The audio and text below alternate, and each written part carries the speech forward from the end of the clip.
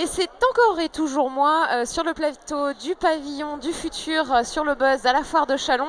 Cette fois, je vous retrouve pour une interview d'Adrien Blanger de la société Hostby. Donc bonjour Adrien, bienvenue sur le plateau. Bonjour Lucille, merci.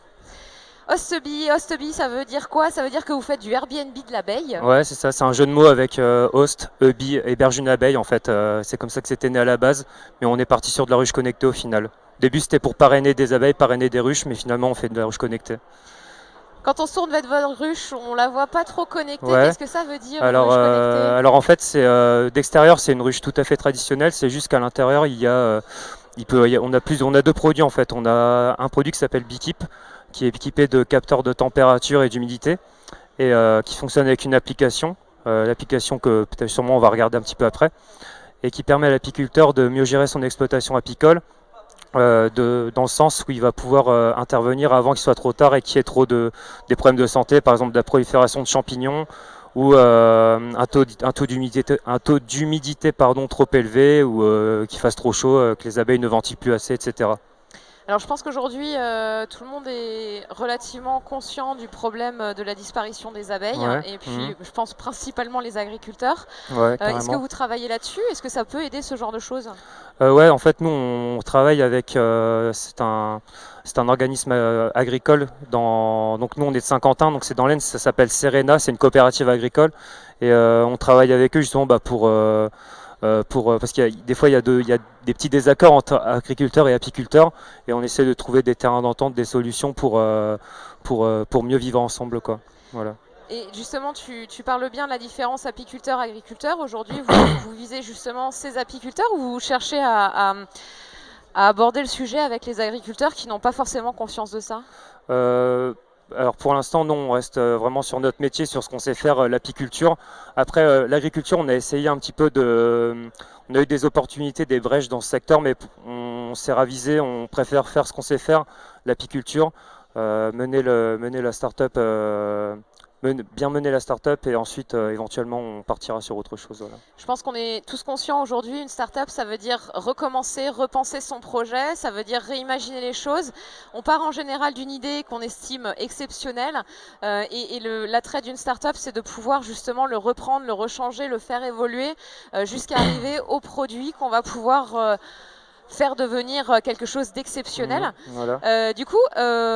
Par rapport à cette révision un Oui. petit peu Ouais. de vos attentes, vous avez quel âge, dans la Ah. société, quand est-ce qu'elle a été créée? Alors la société, donc pour la petite histoire, à l'origine, donc Maxime Mullers, le fondateur, était professeur de maths en lycée agricole. Et dans ce lycée, les étudiants travaillaient sur des ruches avec les apiculteurs locaux. Et Maxime, il s'est un peu pris de passion pour l'apiculture. Et donc ça, c'était en 2014. Et c'est en 2015 qu'a été lancé Hostby. Donc voilà, donc on a 4 ans. Voilà. Donc encore tout jeune, mais déjà quelques années derrière. Donc la puissance d'avoir éliminé certains marchés, d'avoir Ouais. compris certaines problématiques et puis de s'adapter entièrement, puisque j'ai l'impression que vous travaillez quand même directement avec vos clients et que c'est quelque Ouais. chose de fort pour vous. Ouais. Et puis là, dernièrement, on a noué un partenariat avec Veto Pharma. Veto Pharma, c'est un laboratoire français qui est spécialisé dans la santé de l'abeille. Et donc voilà, c'est eux qui s'occupent un peu de la distribution, de la communication, etc. Et donc ça fait que déjà, avant, on rayonnait déjà un petit peu au-delà de la France, on avait des clients un peu partout dans le monde.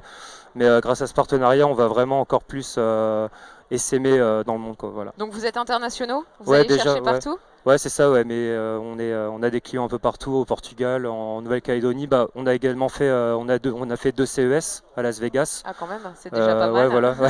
Et donc, non, mais c'est une belle success story en vrai. Voilà. Superbe, Ouais. sublime. Et justement, pour monter cette success story, vous êtes combien aujourd'hui dans la société? Alors aujourd'hui, on est 5.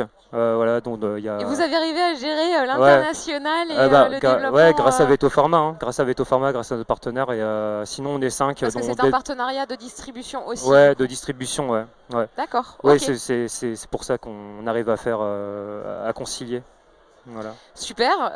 C'est déjà beaucoup, beaucoup de travail. Aujourd'hui, est-ce que vous pouvez nous donner quelques petits chiffres pour nous exciter? C'est-à-dire, par exemple, est-ce que vous connaissez le nombre de clients que vous avez, le nombre d'abeilles que vous suivez peut-être? Alors, je sais, comment dire, il y a 2 ans, on était environ à 3000 ruches, un peu partout dans le monde. Et là aujourd'hui, je saurais pas répondre à cette question avec précision. Je suis On désolé. n'a pas suffisamment suivi les chiffres. Non, il n'y a pas de problème. Si on était à 2000 il y a 3 ans, il y a 2 ans, pardon, je pense que l'avenir est joli, surtout si vous êtes encore là. Qu'est-ce qui va arriver à Osteby dans les prochains mois, dans les prochaines années? Et ben là, il y a une grosse échéance. C'est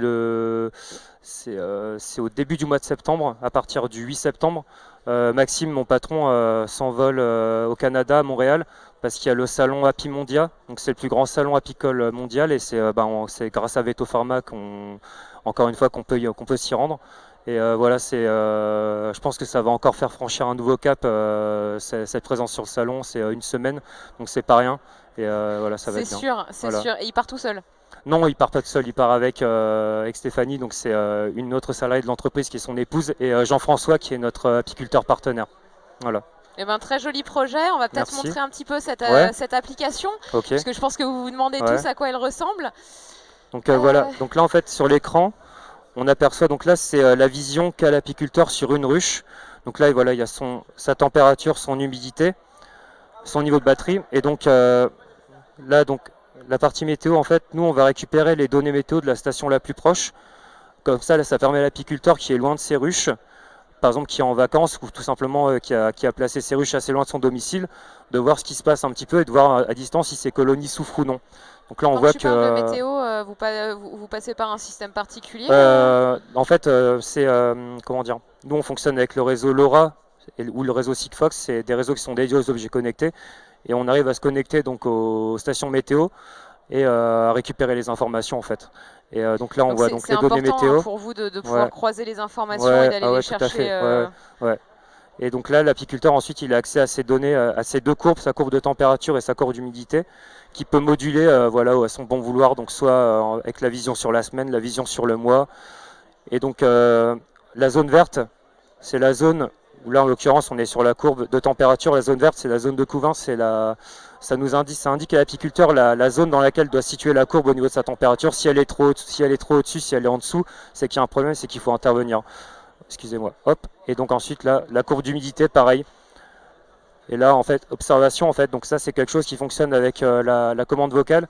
L'apiculteur quand il est sur le terrain, il a la combinaison, etc. Donc en fait, il a son smartphone et tout simplement, il va parler à son téléphone, comme quand on fait une recherche maintenant sur Google, enfin tout le monde connaît maintenant, et il va pouvoir un peu dire ce qu'il a observé sur sa visite. Voilà. Donc je vais vous montrer aussi le petit capteur qui accompagne Adrien aujourd'hui sur notre plateau. Donc ça c'est ce qu'on appelle, donc c'est le Beekeep, c'est le nom, c'est son nom, voilà, le Beekeep. Donc bienvenue petit Beekeep. Voilà. Et celui-ci, c'est le Bee-Swarm. Donc ça, le Bee-Swarm, c'est un antivol en fait pour ruches, parce qu'il y a de plus en plus de vols de ruches, principalement d'apiculteur à apiculteur. Et donc pour celui-là, on a également une application.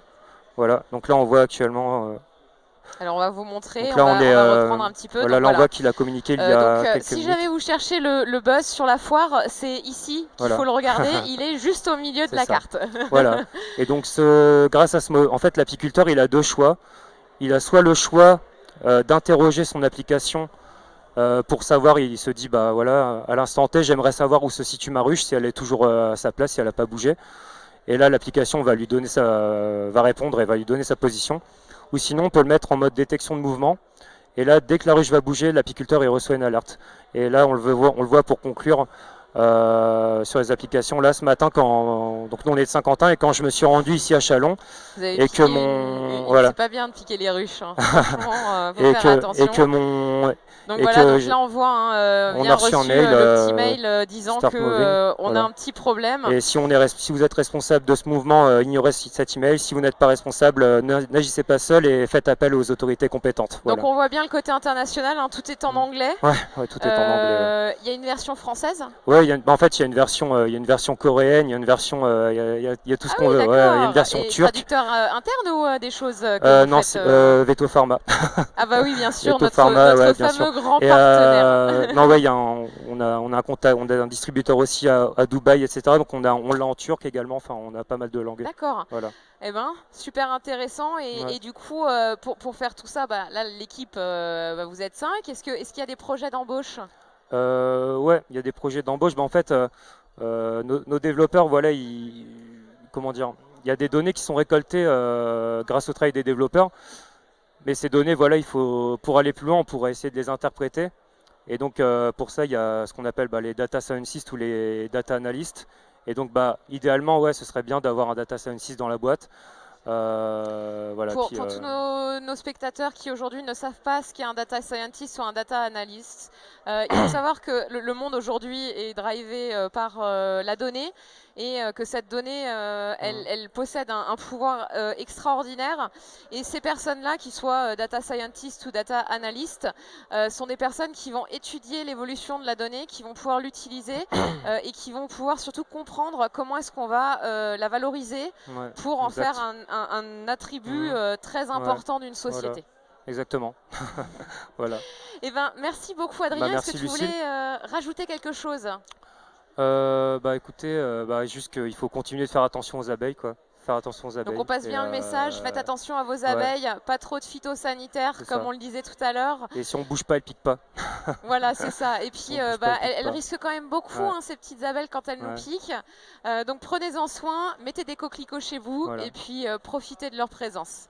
Merci à tous et on se retrouve peut-être plus tard pour une nouvelle interview. On verra ça dans quelques minutes. Au revoir. Au revoir.